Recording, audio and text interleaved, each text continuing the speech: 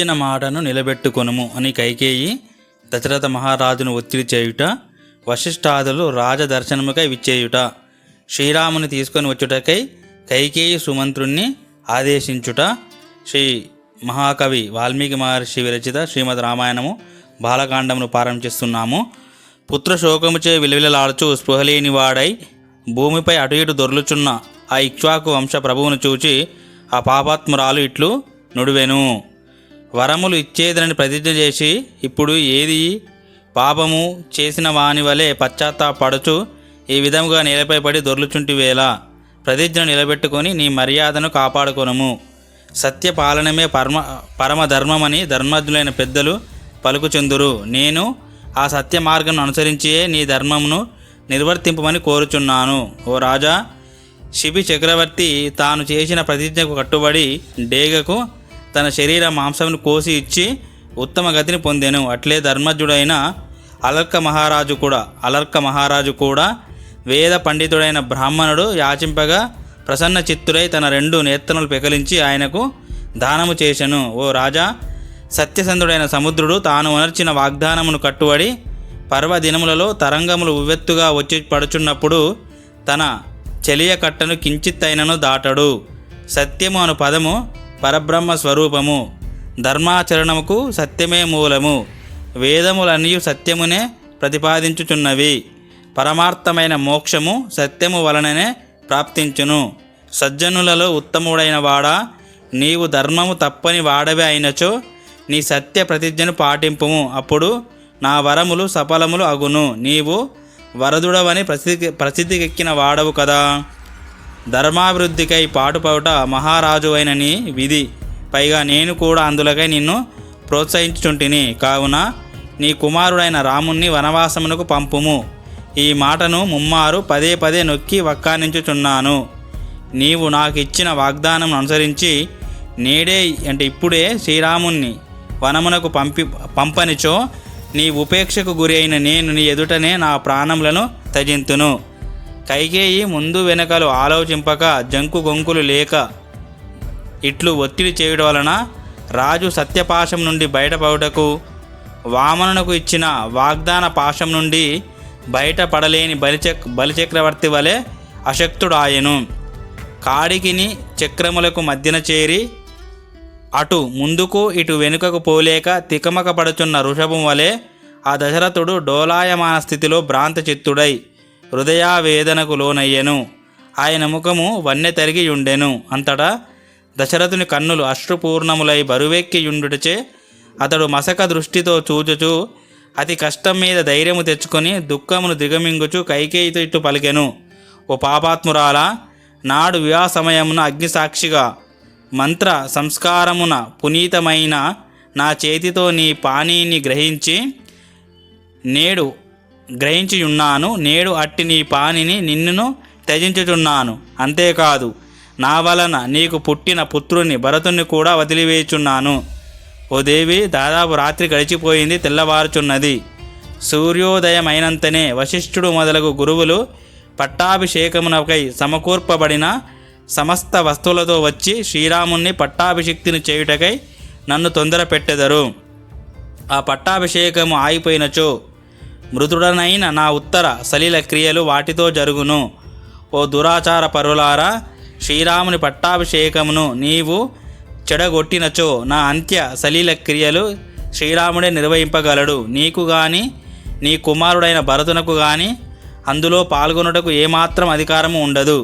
ఇంతకుముందు శ్రీరాముని పట్టాభిషేక వార్త విని సంతోషంతో పొంగిపోయి జనులు సుఖానంద డోలికలలో తేలియాడుచుండగా వారిని చూచితిని. ఇప్పుడు ఈ విధముగా ఆ పట్టాభిషేకము ఆగిపోయినచో వారిలో హర్షానందములు కనుమరుగైపోవును. దుఃఖముతో విముఖులయ్యున్న వారి ముఖములను నేను చూడజాలను.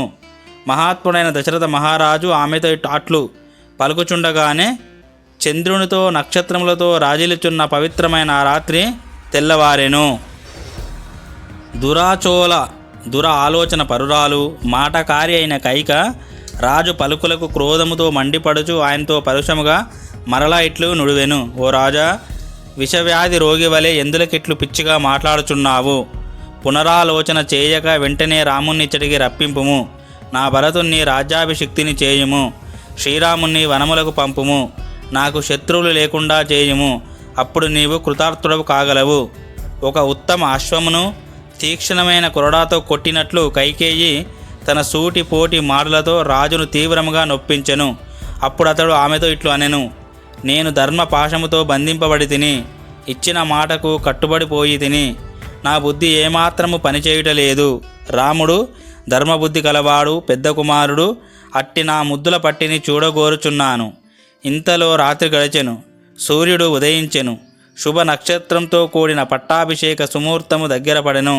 సద్గుణ సంపన్నుడైన వశిష్ఠ మహర్షి తన శిష్యులతో కూడి అభిషేక సామాగ్రిని సమకూర్చుకొని వెంటనే తన ఆశ్రమం నుండి బయలుదేరి అయోధ్యానగరమున ప్రవేశించెను.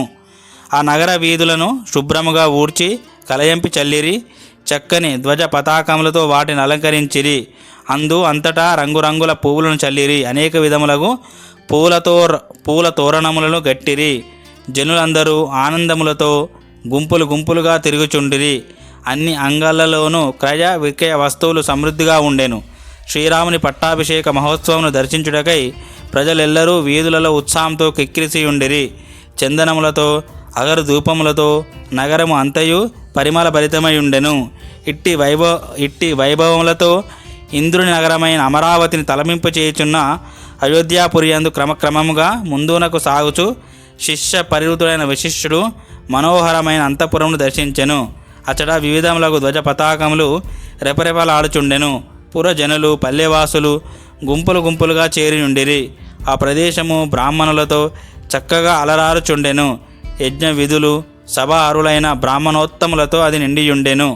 అంతటా వశిష్ఠుడు మహర్షులతో కూడి అంతఃపుర సమీపనకు చేరి జన ప్రదేశమును దాటుచూ ముందునకు సాగెను. ఇంతలో రాజుగారి సచివుడు రథసారిదైన సుమంత్రుడు చక్కని వేషభూషణలు ధరించి రాజ అంతఃపురం నుండి వెలుపలికి వచ్చుచుండగా వశిష్ఠ మహాముని ద్వారము కడ ఆయనను చూచెను. పిమ్మట మహా తేజస్వి అయిన వశిష్ఠుడు కార్యదక్షుడైన సుమంత్రుడితో నేనిచ్చటికి వచ్చినట్లుగా రాజుగారికి శీఘ్రముగా విన్నవింపుమని పలికెను. పట్టాభిషేకము కొరకై సముద్ర జలములతో గంగాది నది జలములతో నిండిన బంగారు కలశములు ఇవిగో. ఇది మేడి చెక్కలతో సిద్ధపరచబడిన భద్రపీఠము. వివిధములకు ధాన్యములు, గంధములు, నానావిధ రత్నములు, తేనెలు, పెరుగులు, నేతులు, పేలాలు, దర్భలు, పువ్వులు, పాలు తీసుకొని రాబడినవి. అందమైన 8 కన్యలు, మదించిన భద్రగజము, 4 గుర్రములు పూంచిన అందమైన రథము, రాజ ఖడ్గము, మేలైన ధనస్సు, బోయులు మోయుచున్న పల్లకి, చంద్రుని వలె మనోహరమైన గొడుగు, తెల్లని 2 వింజామరలు, బంగారు పాత్ర, బంగారు గొలుసులతో అలంకరింపబడిన మూపురము గల తెల్లని వృషభము, 4 కోరలు గల సింహము, మిక్కిలి బలిష్టమైన మహాశ్వము తీసుకొని రాబడినవి. సింహాసనము, పెద్దపులి చర్మము, ప్రజ్వలిత అగ్ని, వీణావేణు మృదంగ తాళవాద్య సమూహములు, దేవదాసి గణము చక్కగా అలంకరించుకొని సుందరీమణులు, ఆచార్యులైన బ్రాహ్మణులు, పవిత్రములైన గోవులు, మృగములు, పక్షులు, ప్రముఖులైన పురజనులు, జానపదులు, వర్తకులు, శిల్పులు ఇచ్చడికి విచ్చేసిరి. వీరేగాక ఇంకా పెక్కుమంది ప్రియ భాషణులు శ్రీరాముని పట్టాభిషేకనమునకై వచ్చి సామంత రాజులతో కూర్చొని ఉన్నారు. మహారాజును తొందరపెట్టుము. ఈ శ్రేయస్కరమైన దినమున పుష్యమీ నక్షత్రయుక్త శుభముహూర్తమున శ్రీరాముడు యువరాజ పట్టాభిషిక్తుడు కావలసి ఉన్నది. మహాత్ముడైన వశిష్ఠుని యొక్క ఆదేశం అందుకొని సుమంత్రుడు మహారాజునకు జయమని పలుకుచు ఆయన మందిరమున ప్రవేశించెను. వృద్ధుడైన సుమంత్రుడు రాజమందిరమున ప్రవేశించినప్పుడు ఈయనను ఎవ్వరునూ ఆపరాదు అన్నది రాజాజ్ఞ. అందువలన రాజునకు మేలుకోరువారైన ద్వారపాలకులు ఆ సుమంత్రుణ్ణి నిరోధింపలేదు. సుమంత్రుడు రాజును సమీపించి ఆయన పరిస్థితి తెలియని వాడగుటచే ఇప్పటి వల్ల ఆయనను సంతోషకరమగు మాటలతో కొనియాడసాగాను. అంతటా రథసారి అయిన సుమంత్రుడు రాజమందిరమున దోషిలోకి నిలిచిన వాడై ప్రాతకాలమునకు తగ్గినట్లు మహారాజును ఇట్లు ప్రశంసించెను. రాజా, శుభ పర్వదినములలో చంద్రోదయమును చూచి తేజస్వైన సముద్రుడు ఉవ్వెత్తు తరంగములతో ఉప్పొంగునట్లుగా సహజముగా ఆనంద గనుడవైన నీవు నీ పుత్రుడైన శ్రీరాముని పట్టాభిషేక సందర్భమున నిండు మనసుతో పరమానందమును పొందుము. ఈ ప్రభాత సమయమునందే ఇంద్రుని రథసారథి అయిన మాతలి దేవేంద్రుని ప్రస్తుతించెను. తత్ప్రభావమున ఇంద్రుడు దానవులందరినీ జయించెను. అట్లే నిన్ను నేను ప్రస్తుతించుటూ మేల్కొల్పునుచున్నాను. నీవును ఆ ఇంద్రుని వలె శుభ పరంపరతో పురోగమింతువు. స్వయంభూవు సృష్టికర్త అయిన బ్రహ్మదేవుని వేదాంగాది చతుర్దశ విద్యలు మేల్కొల్పు రీతిగా నేను నిన్ను మేల్కొల్పుచున్నాను. సూర్యచంద్రులు సకల ప్రాణకోటితో నిండిన ఈ భూమండలమును జాగృతము ఉనర్చున్నట్లుగా ఓ రాజా నిన్ను నేను మేల్కొల్పుచున్నాను. ఓ మహారాజా త్వరగా లెండు. పట్టాభిషేకోత్సవ సమయమునకు తగిన మంగళాచారములను పూర్తి చేయండి. వస్త్రభూషణములతో శోభిల్లుచు సింహాసనమును అలంకరింపుడు. అప్పుడు మీరు మేరు శిఖరముపై విరాజిల్లు సూర్యుని వలె ప్రకాశించెదరు. ఈ విధంగా పలుకుచు మన సుమంత్రుడు శ్రీరాముని మందిరంలో ప్రవేశిస్తాడు. ఆ ఘట్టాన్ని తర్వాతి భాగంలో చూద్దాము. ఓం శాంతి శాంతి శాంతి. హరి ఓం తత్సత్. సర్వం శ్రీరామకృష్ణార్పణమస్తు.